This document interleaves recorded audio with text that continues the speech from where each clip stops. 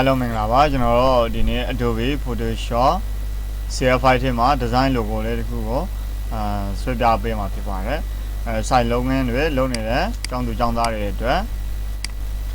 ကိုယ်ဆိုင်မှာအဲ့လာတဲ့ design တစ်ခုကိုပါပွားနိုင်ဆွဲတက်ဖို့လိုတာပေါ့နော်အဲကြောင့်မို့အရင်ဆုံးဒီမှာ design ဆွဲဖို့ဆိုရင် file ကနေပြီးတော့ new ခေါ်ပြီးတော့ site ရွက်ယူရမှာဖြစ်ပါတယ် control n ကိုနှိပ်ရနေရပါတယ်ဒီမှာသူလည်းဒီမှာပြောထားတာပေါ့နော် control n ဆိုပြီးတော့နော် control n နှိပ်ပြီးရင်ဒီမှာမိမိတို့ယူချင်တဲ့ site အသုံးပြုလို့တဲ့ site ကိုဒီမှာ preset ဆိုတဲ့နေရာမှာရွေးချယ်ပေးရမှာဖြစ်ပါတယ် international paper ကိုရွေးပါတယ် A4 ကိုရွေးပါတယ်များသောအားဖြင့်အလုပ်လုပ်လို့ရှိရင်တော့ဒီမှာလက်မကိုရွေးထားပေးတာတော့ပိုကြည့်ကြတာပေါ့ပိုကောင်းတာပေါ့နော်ကျွန်တော်တို့ကတော့ inches ကိုအမြဲတမ်းအသုံးပြုတယ်နော် millimeter တော့ဘာလို့အသိမပြုလို့နော်ဒီမှာသူက pixel ရှိမှ inches ရှိမှ cm centimeter ရှိမှ millimeter ရှိမှ points လေးတဲ့ pixels လေးတဲ့ columns လေးနဲ့ကိုမိမိတို့ကြိုက်တဲ့ပုံနဲ့အသုံးပြုလို့ရတယ်အဲ့ဒီမှာအသုံးအများဆုံးကတော့ inches ကိုရွေးပြီးတော့အသုံးပြုတာတော့ပိုကောင်းတာပေါ့နော်ပြီးရင်ညမှာလည်းမိမိတို့ကြိုက်တဲ့နာမည်ကိုပေးလို့ရပါတယ်နော်design ပေါ့ design design RGB color ရွေးထားပါတယ်ဓာတ်ပုံတွေ design တွေဆွဲလို့ရှိရင်တော့ RGB color ကိုရွေးထားတာပိုကောင်းပါတယ်ပြီးရင်တော့ okay နှိပ်ပါဒါဆိုရင်တော့ A4 စာရွက်တွေရလာပြီပေါ့နော် A4 စာရွက်တွေရလာပြီဆိုရင်ကျွန်တော်တို့ကဒီနေရာမှာရှိနေတဲ့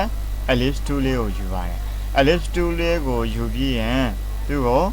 shift ကိုနှိပ်ပြီးတော့အဝိုင်းလေးတစ်ဝိုင်းဆွဲလိုက်ပါတယ်ဒါ shift ကိုနှိပ်ပြီးတော့အဝိုင်းလေးဆွဲတာပေါ့နော်ဒါဆိုရင်သူကပတ်လန်းကြောင်းတစ်ခုကိုရလာပြီဖြစ်ပါတယ်layer မဟုတ်သေးပါဘူးဒီ background နေရာမှာပဲပတ်လန်းကြောင်းတစ်ခုအနေနဲ့လုပ်တယ်ပြီးမှကျွန်တော်တို့ကဒီဘက်မှာ rectangle tool ဆိုတာရှိပါတယ်rectangle tool လေးကိုယူပါတယ် rectangle tool လေးကိုယူပြီးတော့လိုချင်တဲ့အနေအထားတစ်ခုကိုကျွန်တော်တို့ယူလိုက်တယ်ပေါ့နော်ဒါဆိုရင်ပတ်နှစ်ခုရှိနေတာပေါ့နော်အဲ့ဒါဒီကောင်ဒီ path line ကြောင်းတွေကို select မှတ်မယ်ဆိုရင်တော့ path selection 2ဆိုတာရှိပါတယ်နော် Photoshop မှာ path selection 2ဒီနေရာမှာတစ်ချက်နှိပ်ပါတယ်ပြီးရင်တော့ keyboard ပေါ်က shift ကိုနှိပ်ပြီးတော့ဒီမှာတစ်ချက်နှိပ်ပါတယ်ပြီးရင်အဲ့ဒီမှာအပေါ်ဒီ path selection 2ရဲ့2 option bar ဆိုတာရှိပါတယ်2 option bar မှာဒီကောင်လေးတွေက horizontal align vertical center align vertical center align horizontal center ဆိုပြီးတော့နှစ်ခုကိုကျွန်တော်တို့ကနှိမ့်လိုက်တယ်နှိမ့်လိုက်တဲ့အခါမှာကျွန်တော်တို့ဒီကနေပြီးတော့တစ်ခုနဲ့တစ်ခုကိုခွဲထုတ်မယ်ဖြတ်ထုတ်မယ်ဆိုတဲ့အခါအရင်ဆုံးဒီမှာတစ်ခုရှိမယ်နော်ဒါလေးကိုတော့ကျွန်တော်တို့ subtract from shift area ဆိုပြီးတော့ရွေးလိုက်တယ် subtract ဆိုတာနှုတ်လိုက်တာပေါ့နော်ပြီးမှပဲဒီဘက်ကိုဒီစဝိုင်းလေးကိုလာမယ်အဲ့မှာကြတော့ add to နော် add to shift area plus ပေါ့နော်သူကထပ်ပေါင်းတဲ့ပုံစံမျိုးပေါ့နော်အဲ့ကောင်လေးကိုကျွန်တော်တို့ကထားပေးတယ်ထားပေးပြီးတော့ဒီကောင်ကနေဒီကောင်ကိုနှစ်ခုကိုကျွန်တော်တို့ကနှုတ်မှာပေါ့နှုတ်မယ်ဆိုတော့ဒီမှာ combine ဆိုတာရှိတယ် combine ကိုနှိပ်လိုက်လို့ရှိရင်တော့တခါတည်းသူကအလေကားကိုနှုတ်တော့ပြီးတော့ဒီအပေါ်ရဲ့အောက်ရဲ့ဆိုပြီးတော့လာချမ်းပုံစံမျိုးကျန်နေတာပေါ့နော်အဲ့လိုဆိုရင်ဒီကောင်လေးကိုကျွန်တော်တို့ကကာလာထည့်မယ်ကာလာထည့်ဖို့အတွက်သူ့ကိုအရင်ဆုံး control enter ဆိုပြီးတော့ selection ထည့်လိုက်တယ် control enter right click ထောင်း mid selection လုပ်ရင်လေးရပါတယ်သူမို့ကျွန်တော်တို့ကအမြန် design ဆွဲတဲ့အခါမှာကျတော့အမြန်ဆန်ဖို့အတွက်ပေါ့နော် control enter ကိုနှိပ်ပါတယ် control enter နှိပ်လိုက်လို့ရှိရင်ဒီလာချမ်းပုံစံမျိုးတစ်ခုကသူက selection ဝင်တော့တယ်ပေါ့နော် selection ဝင်တော့တဲ့အခါကျတော့ဒီမှာ layer အသစ်တစ်ခုခေါ်ပါမယ် layer create new layer ဆိုပြီးတော့ layer အသစ်တစ်ခုခေါ်လိုက်တယ်ပြီးမှပဲမိမိတို့လိုချင်တဲ့ color လေးကိုရွေးပြီးတော့ထည့်လိုက်တယ်နော်ဒီနေရာမှာမိမိတို့ကြိုက်နေတဲ့ color ကိုထည့်လို့ရပါတယ်အဝါရောင်လေးထည့်မယ်ဆက်ဖြစ်မယ်ဆိုတော့ order ရဲ့ backspace ရဲ့နဲ့ဖြည့်လို့ရပါတယ် keyboard ပေါ်က order ရဲ့ backspace ရဲ့ကိုနှိပ်ပြီးတော့ set color ဖြည့်လိုက်နော်ဖြည့်ပြီးတော့ဒီကောင်တစ်ခုကိုကျွန်တော်တို့က selection ဖြောက်မယ်ပေါ့နော် selection ဖြောက်မှာဖြစ်တဲ့အတွက် select ကနေပြီးတော့ deselect ဆိုပြီးတော့ selection ဖြောက်လို့ရသလို control order z နဲ့ပဲဆိုပြီးတော့ဒီမှာ control d ဆိုပြီးတော့လည်း keyboard ပေါ်နှိပ်လို့ရပါတယ် control d ကပ်ပြီးရင်ကျွန်တော်တို့ကအပေါ်ကို color နောက်တစ်ခုပြောင်းချင်တယ်ပေါ့နော် ကာလာနောက်တစ်ခုပြောင်းဖို့အတွက် magic wand ကိုယူပါတယ် magic wand ကိုယူပြီးတော့ကလေးတစ်ချက်နှိပ်လိုက်တယ်နော်ကလေးတစ်ချက်နှိပ်လိုက်ပြီးတော့သူ့ကိုကာလာလေးတစ်ခုထည့်မှာပေါ့နော်အဲ့မှာ contiguous ကိုဒါအမှန်ရှိဖြုတ်ထားခဲ့မယ်ဆိုရင်နှစ်ခုလုံးကိုဒီ layer တစ်ခုလုံးကို selection ဝင်တော့မှာဖြစ်ပါတယ်အဲ့ဒါ contiguous ကိုအမှန်ရှိဖြုတ်ထားတဲ့အတွက်အကယ်၍သာကျွန်တော်တို့က contiguous ကိုအမှန်ရှိပေးထားမယ်ဆိုရင်မိမိတို့ပေးလို့တဲ့ selection ပေးလို့တဲ့အရာကိုတစ်ခုချင်းစီလိုက်ပေးလို့ရတာပေါ့နော်ကဲဒါဆိုရင် contiguous ကိုကျွန်တော်တို့ကဒီနေရာမှာအမှန်ရှိကိုပေးထားပြီးတော့ color ဖြည့်ပါမယ်လိုချင်တဲ့ color တစ်ခုကိုဖြည့်လိုက်ပါနော်ပြီးရင် order ရဲ့ best pay ရဲ့နဲ့ color ထည့်လိုက်တယ်နော် color ထည့်လိုက်တယ်ပြီးမှသူ့ကို control ရဲ့ enter ရဲ့နဲ့ selection ပြန်ဖြည့်တယ်ပြန်ဖြည့်ပြီးတော့ edit ကနေပြီးတော့ stroke မှာ 5 pixel လောက်ထားပါမယ်5 okay ဒါဆိုရင် stroke လေးဝင်တော့ပြီပေါ့နော် stroke လေးဝင်တော့ပြီဆိုတော့သူ့ကို selection ဖြောက်ရှင်နေဆိုရင် select deselect ပေါ့နော်ကဲအဲ့နေရာမှာ star လေးတစ်ခုကိုကျွန်တော်တို့ဒီအလယ်မှာဆွဲရှင်နေပေါ့နော် star လေးဆွဲဖို့အတွက် rectangle tool လေးယူပါတယ်ဒီဘက်မှာ rectangle tool ကနေ polygon tool လေးကိုပြင်ပြောင်းပါတယ်ဒီနေရာလေးမှာ geometry option မှာ star ကိုအမှန်ရှင်းပါမယ် star ပြန် down ကိုတော့6 down ပေါ့နော် star ဆိုတော့6 down ဆိုတော့6လို့ရိုက်ထည့်ရမှာဖြစ်ပါတယ်ပြီးမှပဲကျွန်တော်တို့က star လေးတစ်လုံးကိုဆွဲလိုက်တယ်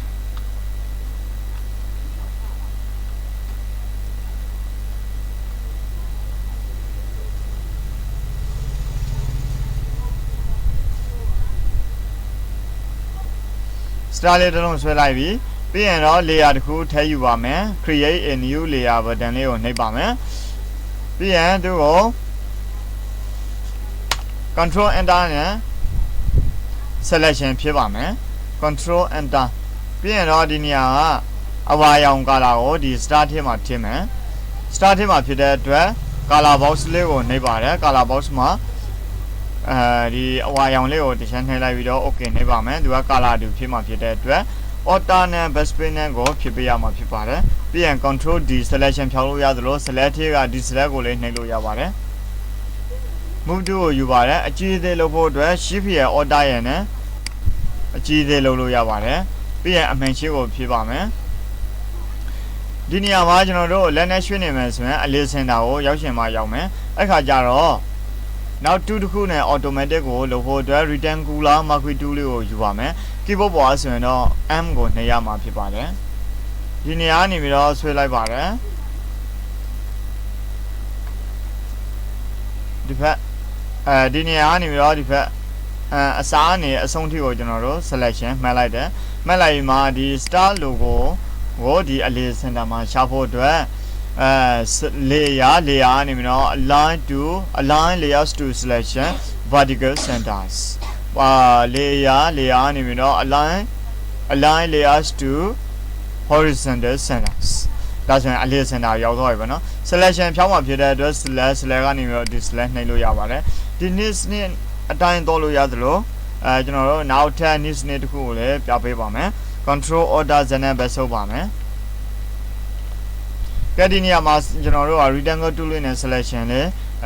မှတ်ထားပြီပေါ့နော် selection မှတ်ထားပြီးတဲ့နောက်ပိုင်းမှာ keyboard ပေါ်က shortcut အနေနဲ့ order LIH order နှိပ်ထားပါ LIV order LIH order LIV ဆိုပြီးတော့ order LIH ဆိုတာဒီကောင်လေးကိုခေါ်တာပါ order LIH H ဆိုတာ horizontal center order LIV order LIV ဆိုတာကတော့ဒီ vertical center ပေါ့နော်ဒါဆိုရင်လေဒီ niche နဲ့အတိုင်းတော်လို့ရတာပေါ့နော်ကဲဒါဆိုရင်တော့အလယ် center ရောက်သွားပြီအလယ် center ရောက်သွားရင်အကယ်၍ဒီ star လေးကိုကျွန်တော်တို့က color တစ်ခုခုထပ်ပြောင်းခြင်းနဲ့အဖြူအောင်ဖြစ်ဖြစ်ပါဖြစ်ဖြစ်ပြောင်းခြင်းနဲ့ဆိုရင်တော့ဒီနေရာမှာဒီ keyboard ပေါ်မှာပေါ့နော်control ရဲ့ကလီတစ်ချက်နှိပ်လိုက်ပါနော် control ကလီတစ်ချက်နှိပ်ပြီးတဲ့နောက်ပိုင်းအဖြူအောင်လေးထည့်ချင်တယ်သူမို့အနီအောင်လေးထည့်ချင်တယ်ဆိုရင် color လေးတွေကိုဒီမှာရွေးချယ်ပြီးတော့ order ရဲ့ best pay ရဲ့နဲ့ဖြည့်လိုက်ပါနော်ဒါဆိုရင်တော့ Kawale to star and young list star and young little cool yado pipade. PN, Adima, Sayeva. Sayevo dre, Janetta Sabona, Sayevo dre, Digo Yuame, Digo Yuviro. Keep up was when not Digo Nelevona, Dimas when not horizontal type 2, keep up was when Digo ne. PN, the Logenes Psycho, Yume, Linia Majaro, don't say loud Pietavame, Psycho, don't say PN, and I'll take over there.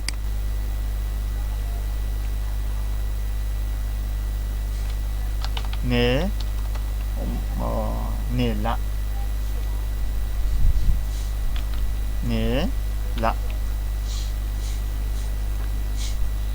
la soပြီးတော့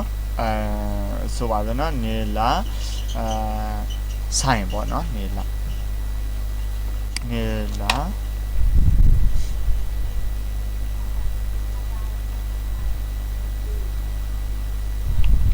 ဆက်ချုပ်ပစ္စည်းဆက်ချုပ်ပစ္စည်းနေလာဆက်ချုပ်ပစ္စည်းအယောင်ဆိုင်ပါနော်နေလာဆက်ချုပ်ပစ္စည်း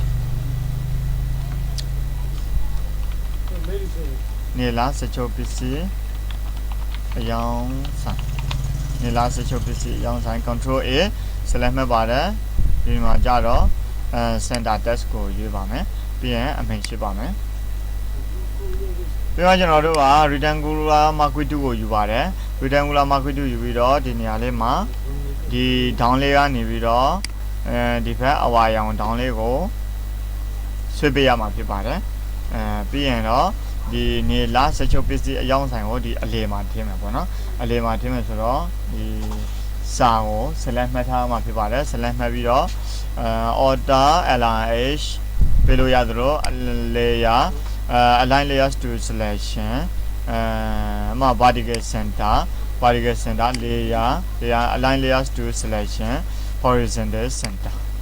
ဒါဆိုရင်အလေစင်တာကိုရောက်တော့ဖြစ်ပါတယ်ဒီ selection ဖြောက်ရှင်နေဆိုရင်တော့ select ဒီ select နဲ့နေပြီးတော့ selection ဖြောက်လို့ရပါတယ်ကဲဒါဆိုရင်တော့ကျွန်တော်တို့ဒီကောင်လေးတွေကို layer ထပ်ပေါင်းပါမယ်shift လေးကိုနှိပ်ထားပါတော့ shift လေးကိုနှိပ်ပြီးတော့အပေါ် layer ကိုဘုံ select မှတ်ပြီးတော့လေးရသလို control နဲ့တစ်ခုချင်းစီလေး select မှတ်လို့ရပါတယ်ပြီးရင်တော့ control E နဲ့ပေါင်းပါမယ်သူ့ကို selection 2 move to ယူပြီးတော့မိမိတို့လိုချင်သလို design လေးတွေကိုထားလို့ရပါတယ်ဥပမာအလေးစင်တာမှာရောက်နေတာပဲထားဒီဘက်မှာကဲနေတာပဲဖြစ်ပေါ့နော်ဒီစာရွက်ရဲ့အလေးစင်တာရောက်ရှင်နေဆိုရင်အခုနကကျွန်တော်တို့လုပ်သလိုမျိုး rectangular marquee 2နဲ့select မှတ်တဲ့align layers to selection ဒီမှာပေါ့နော်ဒီ layer ကိုသူရဲ့ layer ကို select မှတ်မယ် layer align layers to selection vertical centers layer align layers to selections horizontal center ပြီးရင်တော့ select select နော်ဒါဆိုရင်တော့နေလာဆက်ချုပ်ပစ္စည်းအယောင်ဆိုင်ဆိုပြီးတော့ logo design တစ်ခုကိုဆွဲပေးပြီးတော့ဖြစ်ပါတယ်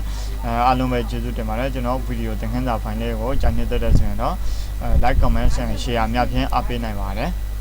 နောက်ထပ်ဗီဒီယိုသင်ခန်းစာဖိုင်လေးတွေကိုလည်းစောင့်မျှော်အားပေးဖို့နော်အားလုံးပဲကျေးဇူးတင်ပါတယ်